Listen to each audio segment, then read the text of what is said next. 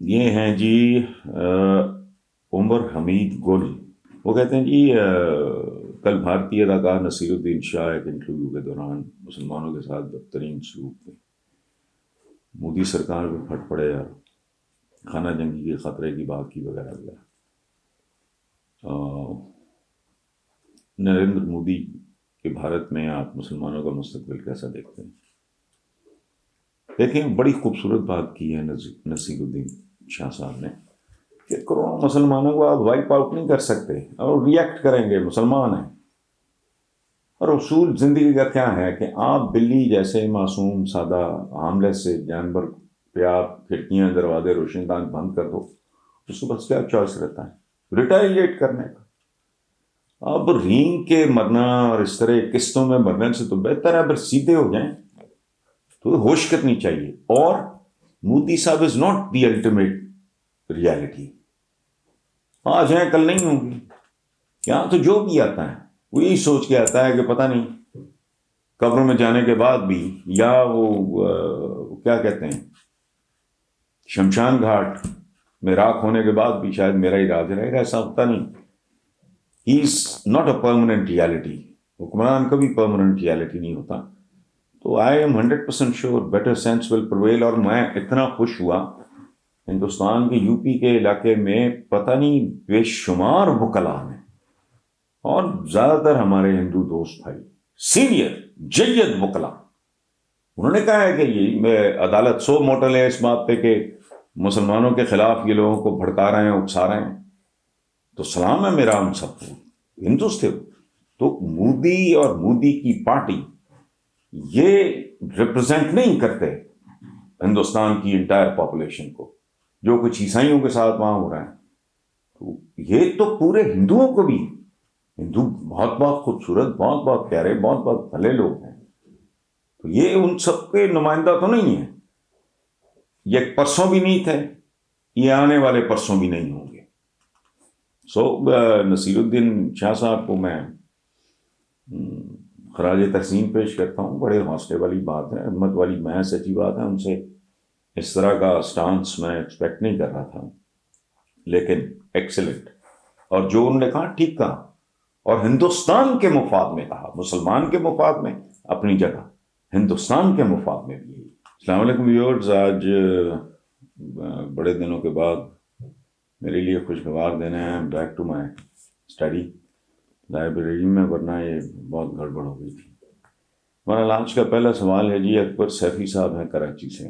کراچی میں پچھلے 25 سال سے قائم ایک مسجد کو منہدم کرنے کا آرڈر دیا جو کہ ایک پاک کی جگہ پہ تعمیر کی گئی تھی.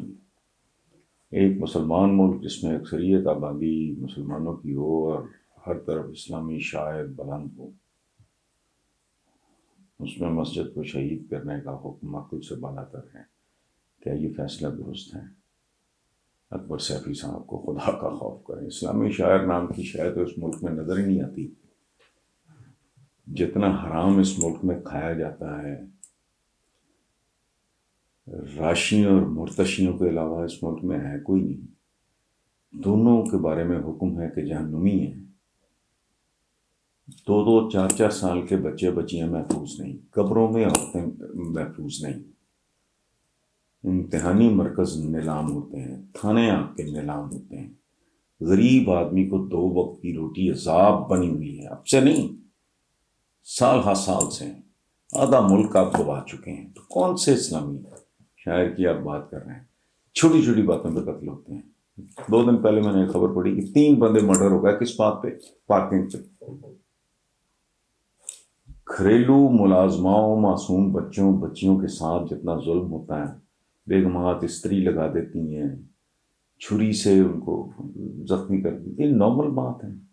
کس ملک کی بات کر رہے ہیں؟ اور ناجائز زمین پہ مسجد، اس سے بڑا کفر کوئی نہیں ہو سکتا. عدالت کا یہ فیصلہ ہمارا پرابلم ہے. ہمیں جس دین کے بارے میں یا مذہب کے بارے میں بتایا گیا یا بتایا جا رہا ہے، اگر صحیح بتایا گیا ہوتا تو آج ملک یہاں نہ پہنچا تھا. اس سے آگے پستی کی انتہا کوئی نہیں. یعنی کتے، گدے، گھوڑے مردہ جانور کھلا دینے والے انجیکشن دے کے پریشر کے ساتھ شارک میں وزن گوشت کا بڑھا دینے والے بچوں کی خوراک ہے. بیسیکلی غریب آدمی ہے گھر وہ کون سے دودھ پیتے ہیں؟ بچوں کی تو خوراک ہے 2 نمبر دودھ. ہزاروں لیٹر. پنجاب فوڈ اتھارٹی، آپ کراچی سے بات کر رہے ہیں، کراچی کے حالات آپ مجھ سے بہتر جانتے ہوئے میں نہیں جانتا. تو لاہور کا، پاکستان کا دل، تو یہ تو وہ تو فلانا، تو باغات کا شہر، اجاڑ کیا ہے یہاں؟ خدا کا خوف کریں. ٹریفک سگنل تک کی تمیز نہیں آئی، سڑک عبور کرنے کا سلیقہ نہیں آیا. 2 نمبر دوائیں یعنی لائف سیونگ ڈرگس کیا ہیں؟ اینڈ آن ٹاپ پلیز میرے بھائی کو غور کریں، اس دین کے ساتھ پتہ نہیں کیا کر رہے ہیں، کیا پڑھاتے ہیں ہمیں. مسجد نہیں، مسجد جیسی چیز اور غاصبانہ قبضے والی جگہ پہ کہہ خدا بندی پھٹکار ہے اسی لیے اس پورے ملک پہ، کیونکہ یہ ہمارا دین کا فہم ہے، قصور آپ کا نہیں ہے. میں بھول بھلائیوں میں ایک عمر گزار دی میں نے، اس کے بعد جب خود پڑھنا شروع کیا تو یہ جو ان پڑھ قسم کا ایک ایلیمنٹ ہے ہماری سوسائٹی میں، وہ ایک خاص طرح کا روپ دھار لیتے ہیں، خاص طرح کا گیٹ اپ. اس کے بعد وہ لوگوں کو ذہنی طور پہ برباد کر دیتے ہیں. دہشت گردی، رجم کے، اور وہ کیا کہتے ہیں، وہ حلالہ اور رجم میں ان کے پاس ہے ہی کچھ نہیں. رب کے نام پہ، رب العالمین کے نام پہ اس کی مخلوق کا قتل عام کہاں لکھا ہے؟ یہ کوئی اسلام کا مظاہرہ ہوا ہے لال پور؟ بالکل نہیں. بہت عمدہ فیصلہ ہے. اور ریسنٹلی آپ دیکھو حال کیا ہے، ایک اور سپریم کورٹ کے ہمارے کوئی جج صاحب ہیں، ان کو یہ فیصلہ کرنا پڑا کہ بچے ماں باپ کو گھر سے نہیں نکال سکتے. اگر ایسا کریں گے تو سزا ملے گی. اندازہ لگائیں معاشرہ کہاں پہنچے. اور آپ کہہ رہے ہیں اسلامی شاعر، کیا شاعر؟ حاجی صاحب جتنے حج کرتے ہیں اتنی زیادہ بلیک کرتے ہیں. پچھلے رمضان میں پکڑا گیا ہے ادھر لاہور میں لنک روڈ پہ ایک بندہ، اتنی اس کی داڑھی تھی، محراب اتنا بڑا تھا، اور کیا تھا اس نے؟ یوٹیلیٹی سٹور سے چینی چوری کروائی تھی. بلیک کر رہا تھا، دوسری طرف وہ 8-10 غریب غربا کو اخباروں میں تصویر چھپی. پلیز قطعاً نہیں، بالکل جو ہوا ٹھیک ہوا. بنانے والوں پہ ناجائز خدا جانے کس بیوہ کا، کس یتیم بچے کا، کس لاوارث کا، یہ سرکار کا پلاٹ. 1000 لعنت ہو.